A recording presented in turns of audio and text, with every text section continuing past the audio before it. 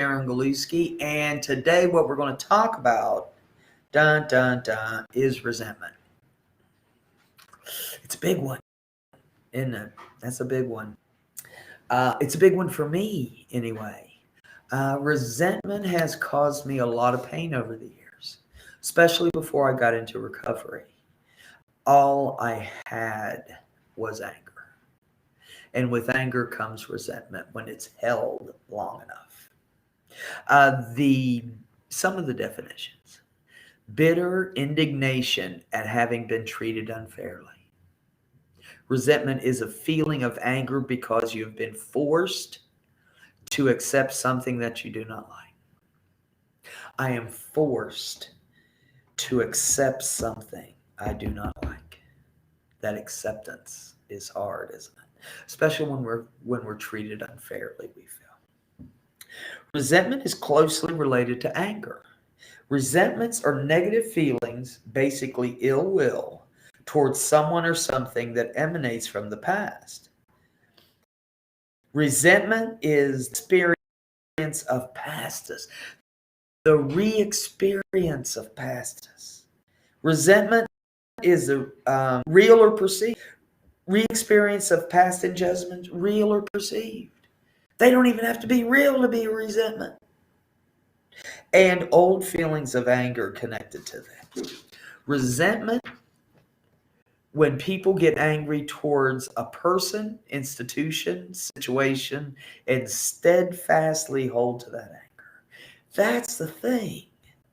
We talked about yesterday in Seeking Safety about anger. We went through the realization that anger is good, right? Anger causes change. There's an energy that goes with anger. And if I can harness that energy, I can do something different. I can create a better world for myself. It says some people hold resentments for many years. I did. I held resentments for many, many years, refusing to let go of them. Over time, whatever caused the original anger and led to the resentment may even be forgotten. But the resentment remains, like a still smoldering ember left after the flames of a fire that dies. The fire no longer rages, but the ember remains hot, at risk of the fire to reignite until it is extinguished. It's like an ember in a fire. Fire is amazing. Fire is like resentment. It burns in us, and it can destroy parts of us, right? Resentment is a heavy, heavy, heavy burden to carry. When I think of resentment, and this is a really gross story, and I always tell it, I think of rumination. I used to work at a place that the kids were pretty impaired, and some of them would the medical term is would ruminate. And what they would do is we would feed them, and they would swallow their food, chew it up and swallow it, and then bring it up, chew it and swallow it, and bring it up. And every time they brought it up, it brought with it the acid. It brought with it the terrible taste in our mouth. It brought with it a consistent, it's not meeting the person's need, right? When I'm doing this up and down and up and down and up and down, that's like a resentment. I may chill for a minute, but that ember is in there. Right? That resentment can turn and turn and turn until it turns us into a person we don't want to be. Right? At least I don't want to be. I don't want to be that person anymore. I don't want to be that person filled with bitterness and rage and judging others. Right? There's a saying that when you resent somebody, you become his or her slave. You are bound to them. They have the power. The stronger the resentment is, the more time we spend thinking about it, caught up in the anger connected to it. This is a form of mental, emotional, and spiritual bondage. Mental, emotional, and spiritual bondage. I am bound to this person. This person has so much space in my head and in my heart that I cannot let go of it. And it comes up again, doesn't it? It's that bondage to someone else, that powerlessness. Remember, it said forced to accept something we do not like, right? Ultimately, the person holding the resentment is the one who suffers most. Consistent with the 12-step adage, holding a resentment is like drinking poison and waiting for the other person to die. That's what they told me early in recovery. When I resent someone, it ain't hurting them. Chances are they're not even thinking about it. Chances are really good they're not even thinking about it. And sometimes they don't even know they did it. Sometimes we act in a way that hurts others that we're not even aware of. And we can cause resentment. We can cause resentment. So, what are the causes? Resentment is often triggered by an expression of humiliation or rejection by another person with real or imagined power. There is a feeling of being used, taken advantage of, or being unrecognized for achievement while others success without equal which others succeed without equal merit.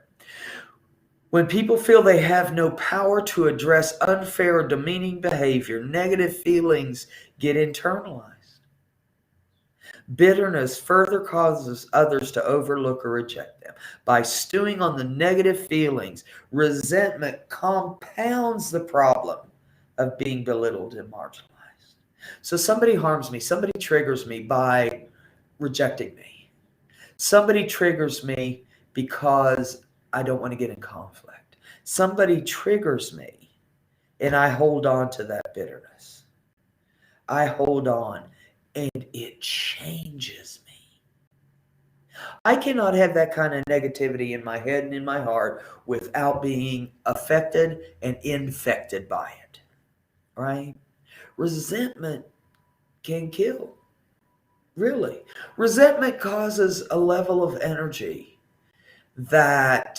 a level of stress that causes terrible things to our body. That resentment, unlike anger where it takes 20 to 30 minutes for our body to calm down after an anger issue, resentment holds on. Up and down and up and down. I bring it up. I think about it. I dwell on it. How could that person do that to me? What is wrong with this system that I can't get help? What is it that is going on that makes us feel powerless? What is it that's going on that makes us feel powerless? Okay. Signs of resentment. How I know I'm getting off kilter. How I know I'm getting off kilter. Using phony friendliness to cover your true feelings. Always happy, always up, no matter what, but it dwells. It's stuck. Just because I'm friendly and friendly acting doesn't mean I don't hold deep and destructive resentment, right? Speak sarcastically about the person resented to them or about them, right? Speaking sarcastically. I'm very sarcastic sometimes. Speaking in a demeaning way about the person resented. Judging, being the one who makes it worse. Being the one who can shift other people with our story as well. Let me tell you what happened. So-and-so did such and such. And that resentment is continued. I can catch a resentment from somebody else, especially somebody I care about, right? If I care about somebody and somebody harms them, I'm going to get angry. And if I hold on to that, it is resentment. Expressing agitation and unexpected anger for no apparent reason.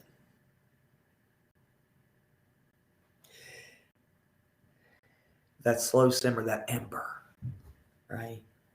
That ember. Agitation, unexpected anger. If I hold this resentment, if I hold it, it's going to come out, right? Resentment is like a wound. Resentment is like poison we take into ourselves. Resentment needs a solution. I need to get on the other side of this so I don't blow up on people that I don't want to, right? It may be the cashier at Walmart that I take all of this out on. Somebody makes me angry. I get a resentment. I hold on to that resentment. I Walmart. The cashier does something that I don't like, some injustice that I don't like, and I blow up. Was it her fault? No. It was that ember that can cause that fire to reignite. All right, let's look at some chat, see if we've got some chat. Who's out there? All right. Mary.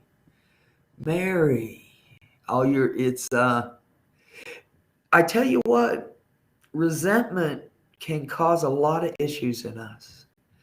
Mary says, yes, I'm naturally bubbly, so people don't realize how angry I really am until I explode. And then people are like, what the hell is going on? She's so happy. She's so friendly. She's so blah, blah, blah, blah. Why is she acting that way? Right? I really explode. Hey, Yvonne. Darlene, so today I don't have resentment because I choose to have a perfect birthday. Today is Darlene's birthday. Yay. If I get anything from people that always want something from me, that always want something from me, that injustice, that being treated unfairly. Hey, Kelly. Let's see. And Promise Resource Network says, hey, Kelly, back. Oh, we just got all kinds of messages. I love it. I appreciate y'all being out there. And I appreciate you helping me talk about so I understand better my own resentments. So I can address them. So I can stand in that anger and face it. Right? I want to be able to get through this. Tired of holding on to this stuff. I'm tired of being sick and blowing up on people and sometimes not even knowing why. Because sometimes I don't even know I have a resentment. It's possible. I can resent someone and it goes so deep that I can be unaware of it. But it's there. Right? So things we can do.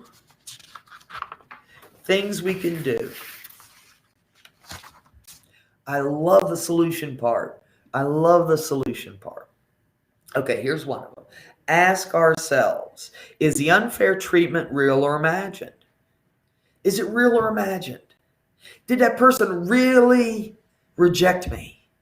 Or do I just feel that way from past experience? Did that person really say that? Well, did they? Or was it my interpretation? Real or imagined? If real, why did the other person treat you badly? Why did they do that? If we can figure that out, we could reduce the probability that it will happen again because we address it. Why do we hesitate to respond with more personal power? Keep your power, right? Are we afraid of conflict? Do we feel undeserving? How is our lack of personal power hurting us more than possible disapproval or loss?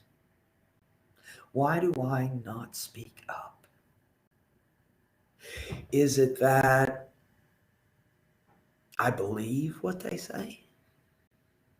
Is it that I'm not worthy to speak my mind and tell my truth?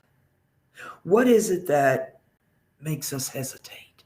What is it that stops that progress? Right?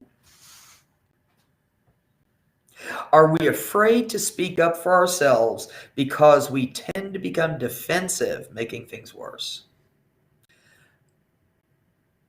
I can make things worse with this. I really can, depending on how I come at this person, right? And we'll get into that in a second, how we come to people. But how could we learn to speak assertively with a positive attitude? When I speak up, I want to be the one that doesn't have to make an amends. To be perfectly honest, I want to be the one that is doing what is best for me, what is going to get to the solution. If I come hot at somebody, they're going to be defensive. Chances are they're going to come back at me possibly. But if I come to them with assertiveness, with a positive attitude, say, hey, I feel disrespected when you talk to me that way, right? That shows that I'm worthy. That shows that I can speak my truth. That shows that you can't control me. That shows that I can keep my power. How would your life improve if we were to eliminate our resentment? That's a good one.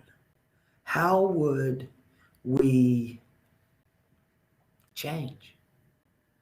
How would we shift?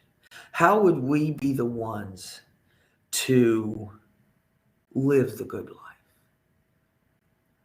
I love it. My life has improved so much.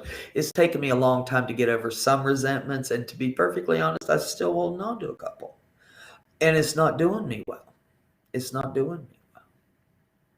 But I can tell you, each time I let go of that festering resentment, my life got better. My relationship with that person possibly got better, right? When my no is no, you can trust my yes. Meaning that if I say yes all the time, and yeah, I'll do that, and yeah, I'll do this, and yeah, I'll take care of you, and yeah, but I don't want to, it's hard for us to hear no from the person, right? So make our no no so our yes can be yes.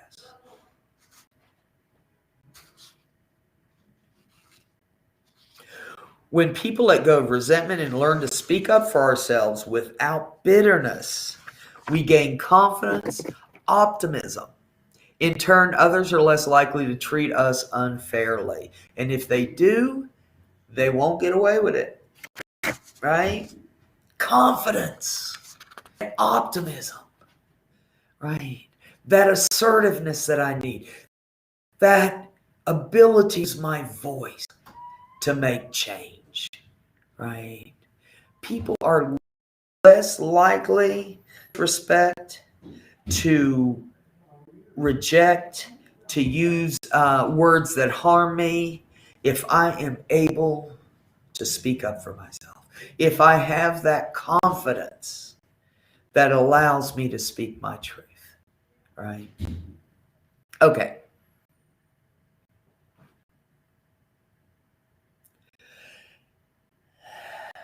So how do we speak up? It can be a tough one. I know I've had issues with speaking up for myself for a long time. And it doesn't work. It doesn't work for me anyway. So speak up when you think you should. People People who have personal power are willing to express their ideas and opinions. We also respect and listen to others. Those of us who have personal power are willing to express our ideas and opinions. When I have my power, when I don't give that away to you because you're always in here spinning, right? That anger, that low level anger. Act responsibly and hold others accountable for their actions.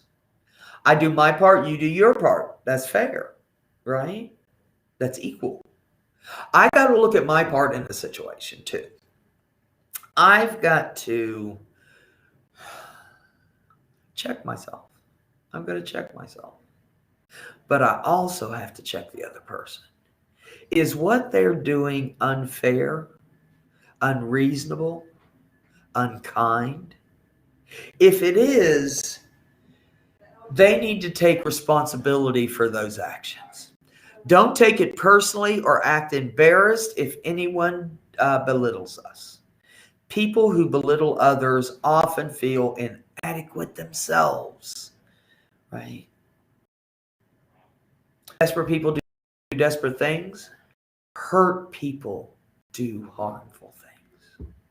My trauma, my resentment can, when somebody belittles me, it's because of them, not because of me. It's because of them. And I need to realize that I don't want to take this personally, right? It says, or act embarrassed if somebody belittles us, right? They'll feel better about themselves if they can't get away with it. When I am in a situation and someone rejects me, someone belittles me, if I don't take that personally, I hold on to my power. I hold on to my power. If I don't let that belittlement, that embarrassment, that thing that they said to infect me, right? To infect me. And when I do this, it helps the other person. When somebody checks me and says, that's unacceptable, that won't work for me, I learn how to help that person. I learn how to treat that person, right? We teach people how to treat us. That's the truth. I think about what we need and ask for it. It's better than complaining. Most of our anger is due to unmet needs. And when our needs consistently don't get met, it can cause a resentment, right? So think about it and ask for it. Figure out what you need. When I figure out what I need and I ask for it, I'm more able to get it and less likely to person, right? Because I got what I needed. Now, if I don't get what I needed, I get angry, right? So speak our truth. Take courage by focusing on what we have gained in the situation rather than what we have to lose. How can I help this person? How can I help myself not go there? Right? I don't want to do that. I want to think about how can I help this person learn what I need, how to treat me, right? If I allow someone, if I dwell on what I'm going to lose in this, I'm going to lose in this. If I dwell on what I'm going to gain in this, I'm more likely to gain. It's just math, man. It's probability. If I do the next right thing, I'm more likely to get the next right thing. If I'm likely to dwell on what I'm going to gain, I'm more likely to gain that thing. We have power. We have power here, here, here, in spirit, right? It is up to us to hold on to that power and decide what we're going to do with it.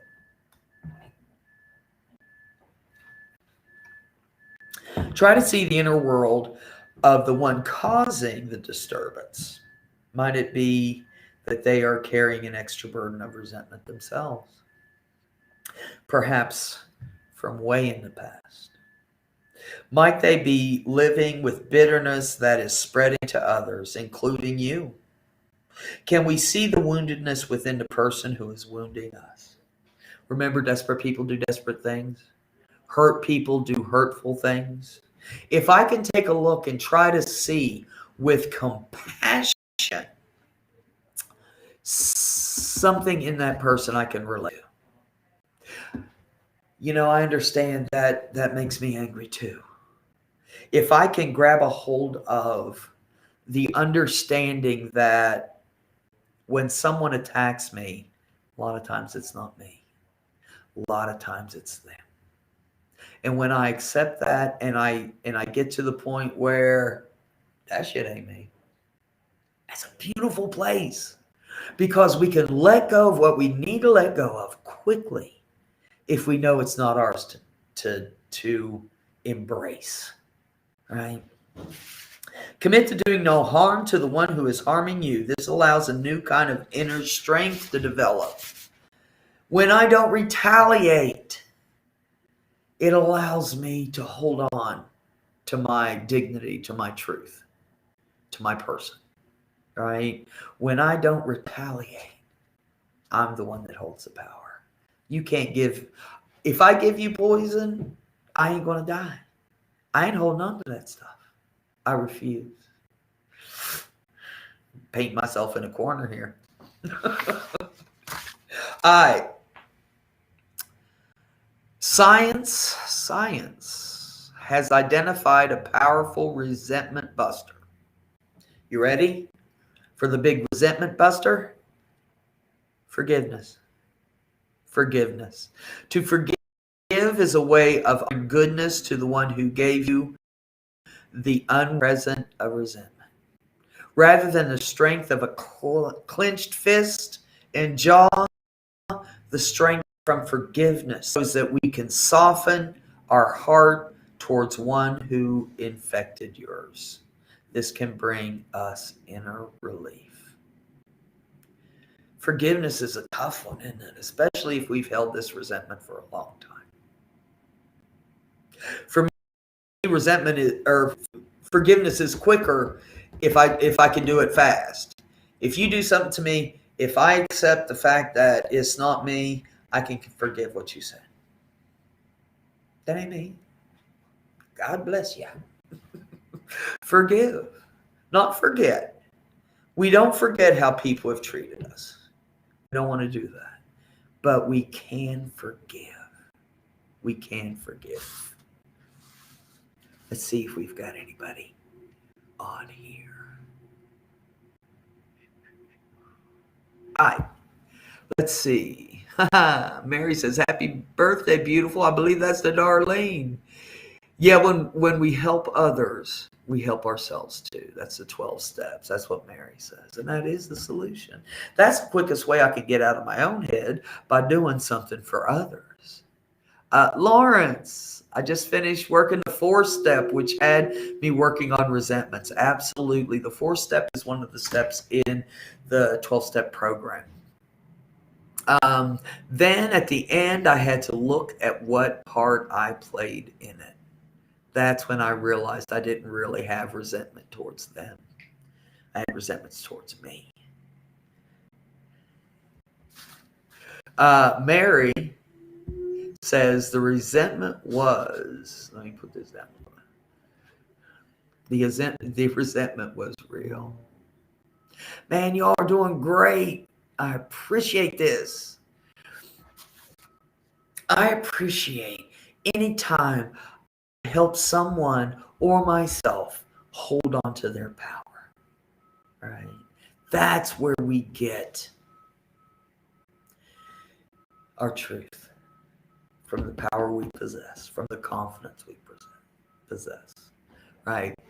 Kelly said, I had read once about understanding the difference between feeling disrespected and being disrespected. It changed my perspective. I like that. Remember, real or imagined. Sometimes somebody can say something to me very innocent, and I can take it in a way that destroys me. I can't believe they said that, blah, blah, blah, and there I go. There I go. So I want to be able to hold on to my power. I want to be able to hold on to my power. See who else we've got on here. New messages. I.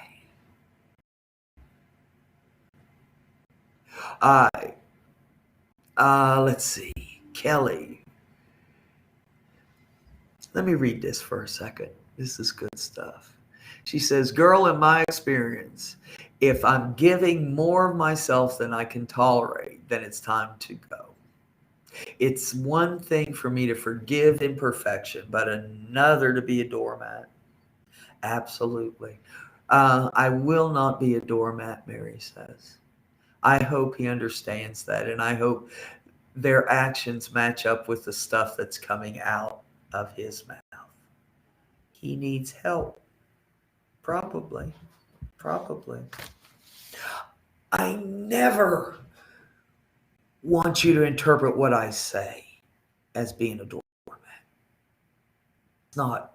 That is not what I'm trying to get across. We don't put ourselves in a position where we're walked on, right? Where we're abused. If someone's using me and disrespecting me and belittling me, do I really need that person in my life? What role do they play? Is it significant enough to put up with that bullshit? Right? Chances are it's no. So we let go of people who harm us. So we have less resentments. When I'm not harmed, I got nothing to be angry about. So I avoid people that create that turmoil in me. Let's see. What time is it? It is 10:34. Let's see what else we got. Focus on helping those who appreciate us and stop trying to get the attention of those who reject us or ignore us. Man, I had to learn that the hard way. I had so many people in my life that loved me, that supported me, but I kept chasing the ones that didn't. That is that people pleasing that I have. Put that little slice in there. Had and have. When I try to get that attention from somebody that's rejecting me, chances are I'm going to fail. But if I focus on helping those who appreciate me, who have my back, who are in my tribe, who have me in their corner, who are in my corner, right? Those are the people I want to feed. Those are the people I want to spend time with. Those are the people that deserve my love. Not everybody does. And I got to weed that out. I got to figure out who's good for me, who's not beneficial for me. Right? And sometimes that's hard. And sometimes that can lead to us letting go of people that were really close to us at one time. And that can be different. Ask for appreciation in a positive way. For instance, isn't this a great dinner I made? It's all right to ask for a compliment. It's okay to tell people that you're doing well. What do you think about this? Man, this was awesome. Right? That's okay. Limit or end relationship if you're the only one making the effort.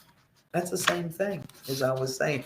If you're the only one giving, then maybe we need to look at that. If I'm the only one that is constantly giving, putting up with abuse, I need to look at that. I do. If I plan ahead how to respond with personal authority, it will become easier to avoid situations that give rise to resentment. It will also enable us to forgive past resentments and stop holding on to grudges. If I plan how I'm going to respond with personal authority, you know me in a plan. If I know I'm going to be with somebody that I have a resentment against, or they treat me in a way that I don't like, let it go. Let them go. Right? End the relationship. Um, Respond in that personal power. Stand in our power is an amazing thing. Remember, it said resentment is like taking poison and waiting for the other person to die. I'm the one that's infected, right? I'm the one that carries that burden of resentment. And it is a burden. Lawrence talked about the fourth step in the 12-step program. And that is where we really look at ourselves. We look at how others have harmed us, and we look significantly at how we had harmed others. Part of looking at us and see the good in it, right? Let's see what we got, who we got. Oops, sorry. I'm trying.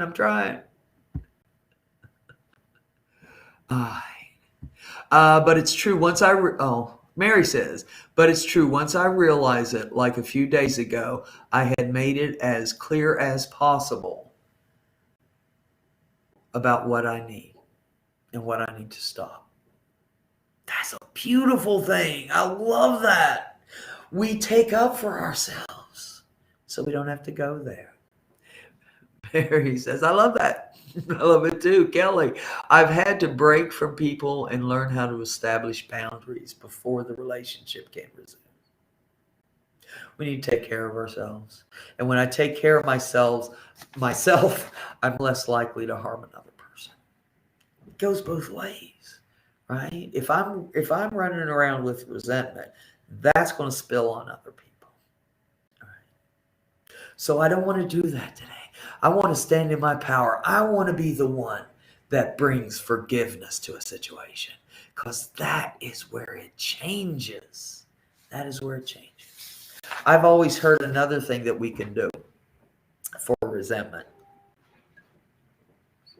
If someone does something that I resent, some bitterness that they've given me, some way they have disrespected me, I've always heard pray for them for 3 weeks. Health, wealth, and happiness for them for 3 weeks. 21 days can create a habit. And actually 30 days, when I do that for 21 days, when I pray days, it very well may not change them, but it's going to change me, right? It's going to take that bitterness out of my heart and replace it with something good, something beneficial. Resentment is dangerous, body, mind, spirit. It is difficult to get over sometimes. It is unnecessary if we can come at it from a point of view that the other person is suffering, right?